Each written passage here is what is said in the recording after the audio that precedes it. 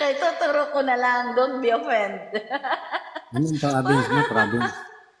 Ako, probinsya ko, yes, Batangas and Laguna. Yeah. Batangganya ka pala. Batanggenya, Calambenya, Nakabitenya.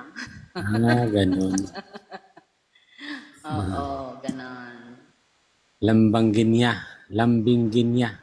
Calambenya, Laguenya and Batanggenya. Yan. Ganun. Oo, tapos I'm residing here in Cavite. So that's why now I'm in Caviteña. Okay, ayan.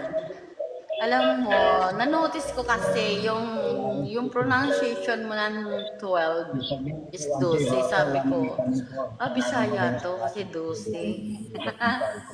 Oo. Pero ilang taong ka na? Seryoso? Ilang taong ka na?